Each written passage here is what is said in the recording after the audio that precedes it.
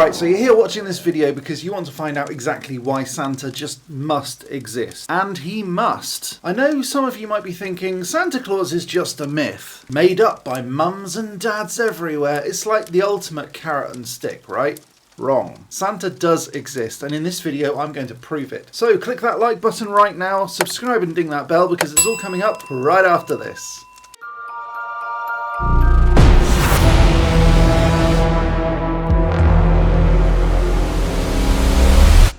Okay, so let's get right into this and explain why I believe in Santa Claus. So the best way to do that is by tackling each and every single barrier of why Santa may not exist. What are the sort of objections? I'm going to break down each one of them one by one and explain why they're wrong and why Santa simply has to exist. Because let's face it, these are not barriers to him being real. So, let's crack on. Number one, reindeer can't fly. Really? How do we know that? Yeah, I know that regular reindeer generally don't fly. You don't look up and you go, ooh, look, a flying reindeer. However, this is Christmas Eve. We all know that on a Christmas Eve night when it's stormy outside, old men often go to the window, pull back the curtain, look outside and go, it looks like reindeer. Reindeer?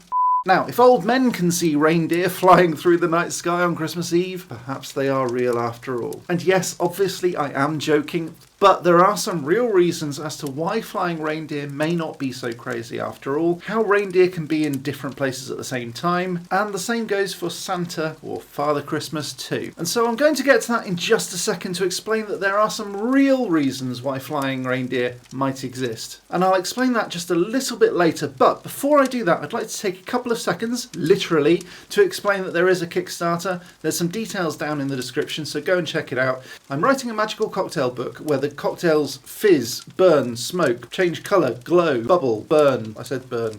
Spark. They do everything. They're kind of like real magic potions. So if you want to have a look at all of that sort of stuff, links down in the description. It's only got a couple more days, so please do check it out. It's a great Christmas gift. Okay, let's move on to number two, and these are actual real reasons why I believe in Santa. Number two, the sleigh needs to be pulled, and if it's got all of those presents on it, it would be too big to pull, even by flying reindeer. Now, I'm not going to do the maths again, that's what this video is all about, check that one out, it's kind of funny. But assuming my calculations are correct, the sleigh would need to weigh thousands of tons, and even flying reindeer would have a serious problem pulling this thing.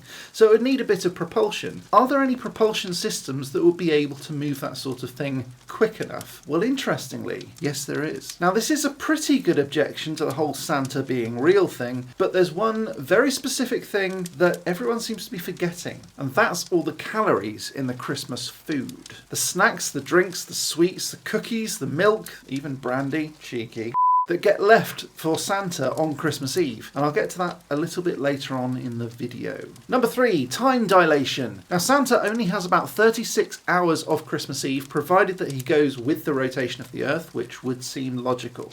Santa has to deliver presents to almost 22 million children per hour. That's not necessarily homes, that's children. But let's assume that each home has only one child in it.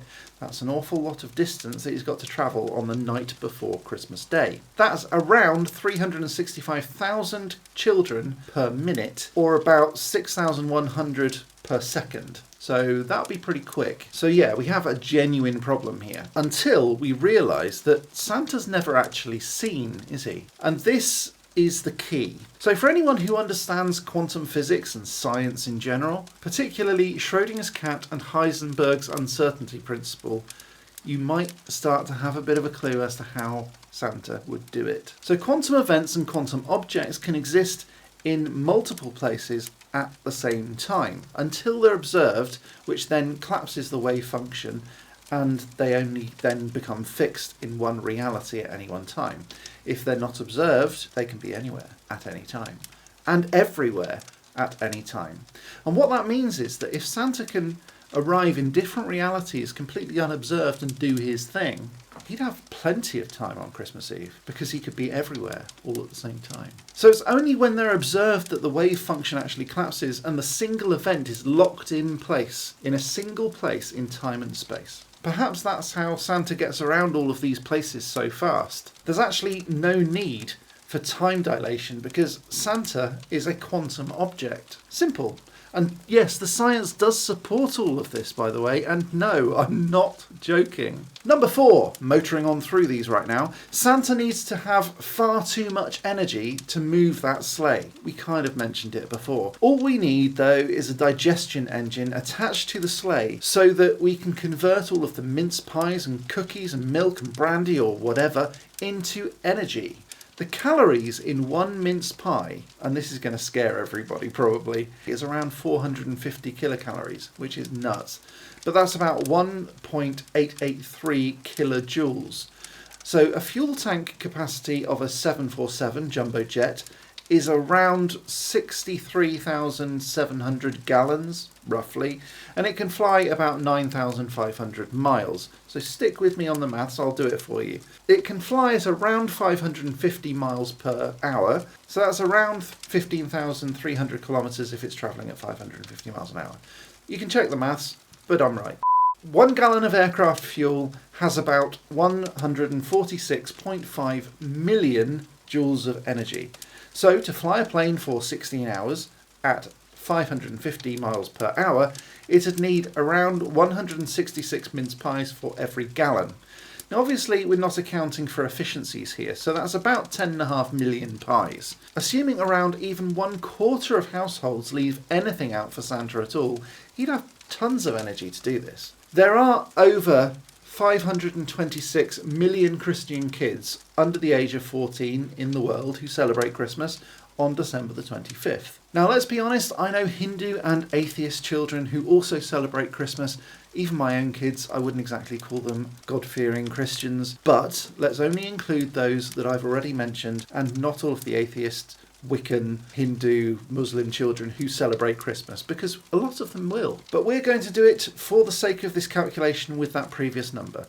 Well, thankfully, Arnold Pompos of Purdue University has already done the maths for us. He said that Santa needs to travel around 160 million kilometres on Christmas Eve. That's a lot. So divide that by 15,300 for 1 tank of fuel, 747 jet fuel by the way, and that means that Santa needs the equivalent of 10,457 tanks of aircraft fuel. It's quite a lot. However, if we consider that in mince pies, that's around 1.735 million mince pies. Or, in other words, if 1 in only 30 houses give anything to Santa, a cookie or a pie or a glass of milk, and then that gets fed into the digestion engine, which is only even then 10% efficient, he'd still have enough pies to snack on himself and get very fat, and easily have enough energy to fly around the world in one night. Number 5. This is the final one. Are you ready? The speed of acceleration and deceleration or drag would cause so much friction that the reindeer would burst into flames within less than a second. But, like I said, Santa and the reindeer are in all places at all times because they're quantum objects. Ta-da! This actually requires really no time at all because they can be in all places at all times because they're unobserved. And so if this is the case, Santa would have too much time. And so with all of these objections and challenges, non-believers are forgetting one really essential point to all of this stuff. Santa Claus and Christmas Eve are simply oozing with magic. Magic and Christmas Eve are awesome, and if you think this video is awesome, please do give it a big thumbs up. Subscribe for more of this sort of stuff, and if you do subscribe, ding that bell, because that way then you won't miss out on a single magic minute. A massive shout out to these amazing, marvellous, fantastic people, and I say it every week, but they are really brilliant.